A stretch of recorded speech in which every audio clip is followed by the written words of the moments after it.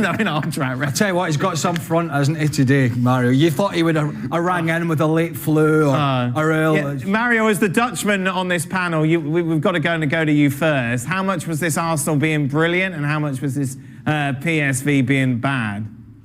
It's actually, PSV is in a bad situation anyway. Prior to the game, you understand, because they were leading the charts in the league with 8 points different. Now they're 8 points behind Ajax that's winning it. So going into this game, they knew that they were not in a comfortable situation. But one thing is really crucial. The English league is very shown in Holland. And this game gave me a feeling like they were not ready for the game. How could you not know that Arsenal plays this way between the lines? How can you spread your midfield that wide open? Thiel, Trouser, all those guys in the middle of the park, you understand, of PSV. It was like it was a stretch right open, and every time Arsenal wanted to break them, it was so easy to get through them. I know the penalty that we highlighted could have changed the game because he should have gotten a second yellow card, you understand, because, you know, when that situation happened, yeah, it was crucial, but then they scored. But away from that, come on, man, it's, you know, Odegaard was... I felt like he was training. He wasn't even playing a game. He was doing a training session and walking through the lines and dictating it and spreading the balls around the way he wanted. And I think that's why PSV, no, they are not looking good, and I expected them to lose this game. Regardless of PSV and their form coming into this, brilliant from Arsenal. No, brilliant, because they haven't looked very good in the Premier League of late. And obviously, I think a little bit feeling sorry for themselves about the injuries that they've got and blah, blah, blah. But I've long said that, you know, they haven't lost Thierry Henry up front. They haven't lost an Ian Wright. They haven't lost like a Robin van Persie. You know, obviously Bukayo Saka's out, and that is a huge blow. But they haven't lost like some great striker. I mean, he wasn't, you know, I think we all agreed he wasn't cutting the mustard, Kai Havertz. So I've always felt that Arsenal, if they got on the front foot, could still score goals. Now, they have huffed and puffed in the league, which is probably going to mean they're not going to win it. But they've shown tonight that they can create chances. All right, you know, PSV were terrible. I mean, that's embarrassing, isn't it? Last 16 in the Champions League. I don't care if you're having a good time or a tough time in your own league. I don't care if you're in form or out of form. I don't give a stuff. That's embarrassing.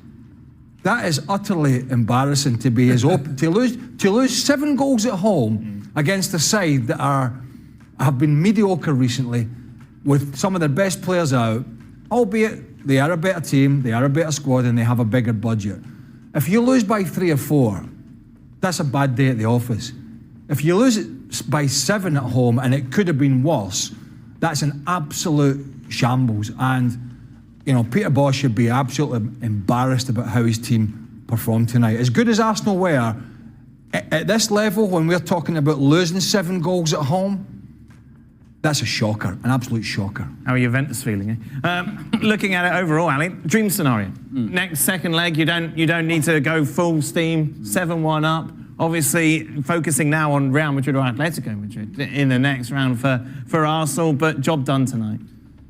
Job done, but I think it's even beyond that for Arsenal. Because while we may look at PSV and go, yeah, they are horrendous, what we saw from Arsenal today, we haven't seen in a while. Dynamic in the attacking half, confident in front of goal, scoring goals, feeling good about yourself. So it's not only the momentum that you generate in Champions League and how then the second leg, obviously Mikel Arteta can rotate as much as he wants to. I think it pushes you forward. It gets you away from the negativity. It gets you away from what has been in terms of we haven't been good in front of goal, we haven't been confident, we haven't been scoring goals, we're depending just on set pieces. If we don't score on set pieces, then we don't score at all. And you get to focus on, well, look at us. When we actually move off the ball, when we can combine, when we have Declan Rice joining in the attack, when Odegaard can get his head up and finds that through ball, we have enough players in the attack to be dynamic, and they proved that today, albeit against PSV.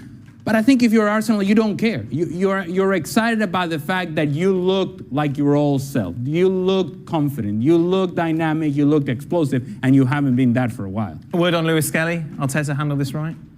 Absolutely. And it's becoming a little bit of a habit for him, for one so young. And I think, you know, we saw him with the Erling Haaland celebrations. I thought that was a bit cocky. That's up to him. He was sent off at Wolves. Some might say he was unlucky, but we're starting to see these little, and it's a learning curve for him. And you either swim or you sink, because there is absolutely no question he has the talent, but he has to look at he has to learn the discipline side of it, which young guys have to do. And if he does that, he's going to have a absolutely sterling career.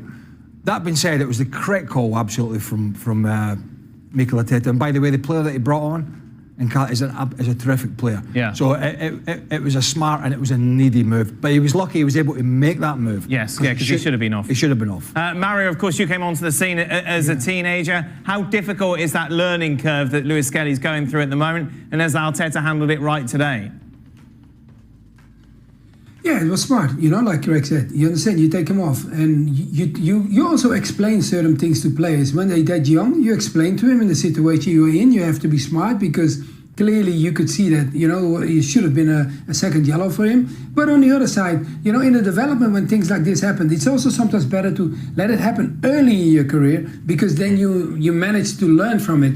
And then you see how your team is going through the development. There's clearly an opportunity there on the left-hand side, because, there's enough players go in and out there. So if I was that age and being in that situation he is, he's got to work hard and make that position his. It doesn't matter. Even if you have big competition, you should always believe in yourself. And I think after this match, he should not worry about anything. This is just what happened. Your team won anyway, 7-1, so there's no worries for him.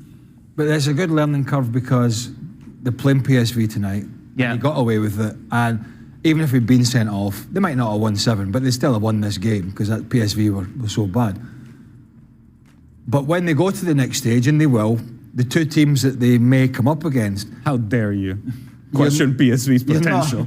You're not getting away. You make those kind of mistakes against Atleti or Real Madrid, and you're done. You're absolutely finished. I mean, it's tough enough to play against them with 11 men, and that's when it has to be a quick learning curve.